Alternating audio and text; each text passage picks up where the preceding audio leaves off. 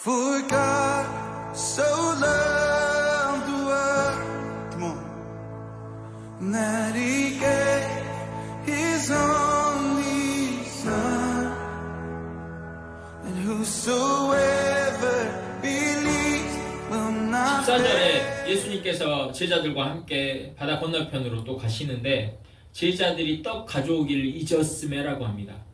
잊었다라는 것은 원래는 하기로 되어 있는데 하지 않았다는 것이죠. 그러니까 그것이 문제가 되었습니다. 해야 했는데 하지 않았기 때문에 문제가 된 거예요. 그래서 제자들 사이에 많은 대화들이 있었을 것입니다. 오늘 누가 떡 챙기기로 했는데 왜 안 챙겼냐? 왜 깜빡했냐? 어디다 놔두고 온 것이냐? 이제 배가 고프면 어떡할 것이냐? 바다를 건너가서도 사역을 해야 되는데 그때 사 먹을 곳이 없으면 어떡하냐? 그럼 우리가 오병이어를 해야 되냐 안 해야 되냐? 뭐 이런 이야기를 했던 것 같아요. 그러니까 예수님이 그것을 아시고 제자들에게 경고하시죠. 지금 중요한 것은 떡이 있다 없다가 중요한 게 아니라 바리새인들의 누룩과 헤롯의 누룩을 주의해라. 그것이 중요하다라는 메시지를 주신 거예요. 가르침을 주신 거예요. 그러니까 제자들이 지금 떡 없는 것 때문에 분주하고 그것 때문에 서로 의견이 갈등이 생기는 것 같으니까 그것에 정신 팔지 마라. 그것이 중요한 게 아니라 보다 훨씬 중요한 예수님의 가르침, 나의 가르침은 이것이다 하고 준 것이 바리새인들의 누룩과 헤롯의 누룩을 주의하라요. 그러면 제자들이 그 이야기를 듣고 무슨 질문을 해야 됩니까? 우리는 지금 떡이 없어서 이러는데 예수님은 바리새인의 누룩, 너희가 떡이 없는 게 문제가 아니라 바리새인의 누룩과 헤롯의 누룩을 주의하라.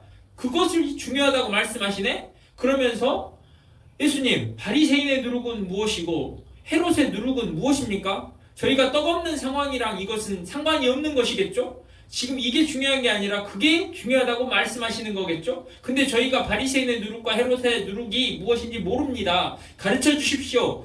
이래야 된단 말이에요. 집중하고 있는 학생이라면, 제자라면 그렇게 대답을 해야 되는데, 질문을 해야 되는데 엉뚱한, 그 다음에 서로 막 수군거립니다. 16절에 보면 제자들이 예수님이 누룩을 이야기하시니까 그 이야기를 듣고 서로 수군거리고 의논한 후에 어떤 결론에 도달하냐면 예수님이 지금 우리가 떡이 없으니까 그 떡 없는 상황을 중요하게 예수님도 문제 삼으셔서 누룩 이야기를 하신 거야 라는 엉뚱한 결론에 도달해 버립니다.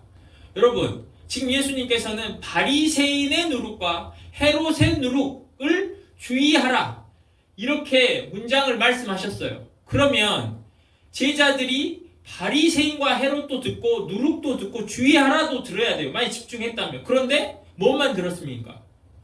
바리새인과 헤롯은 띵가버리고 주의하란 말도 듣지 못하고 누룩이란 말만 그들의 귀에 와서 꽂혔어요.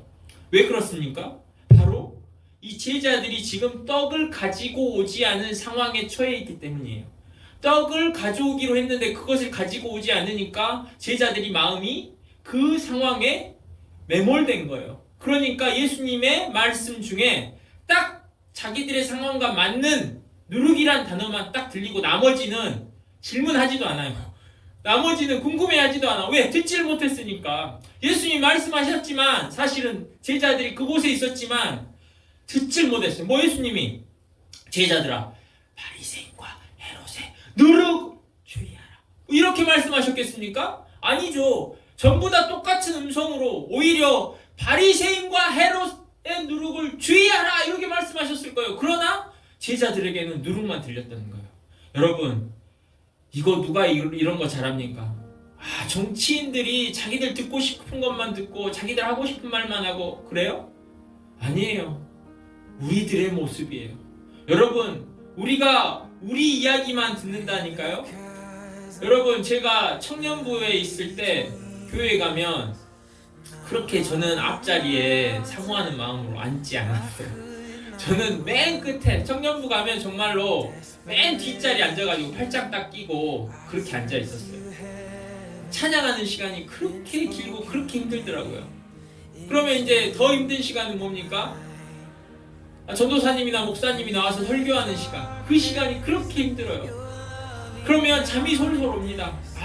그렇게 꿀잠을 잘 수가 없어요. 설교 시간에. 내가 맨 뒤에서 이렇게 자고 있다가 근데 무슨 소리에 눈이 딱 떠진지 아십니까? 여러분 중에도 그 경험이 있는 분들이 있을 수 있는데 설교를 마무리하겠습니다. 또는 뭐 이것으로 이 설교를 끝낸다라는 그 단어는 그렇게 귀에 갑자기 들려요. 설교 내용 하나도 못 들었는데, 하나도 안 듣고 졸고 있었는데 설교 끝내 기도하겠습니다 뭐 이러면 눈이 딱 떠지면서 아이, 이게 제 모습이었어요. 그런데 여전히 예수님 믿고 따라간다고 하는데, 제자로 산다고 하는데, 목사가 됐는데 여전히 내 상황에 매몰돼가지고 예수님 전체 메시지를 듣지 못할 때가 너무나 많아요. 제가 집중해서 산다고 하는데 예수님 말씀을 듣는 것 같은데 제 귀가 모든 것을 다 듣지 못하고 질문하지도 못하고 집중하지도 못하고, 그렇지 않다면, 예수님의 말씀을 정말로 듣고 있다면 왜 이렇게 변화가 더딘 것입니까? 왜 많은 목사님들이, 왜 많은 그리스도인들이 여전히 삶에서 현재 상황만 보고 있습니까? 왜 우리의 믿음이 커지지 않습니까? 그것은 바로 우리가 여전히 예수님의 말씀을 듣고 있는 것 같으나 그 예수님의 말씀을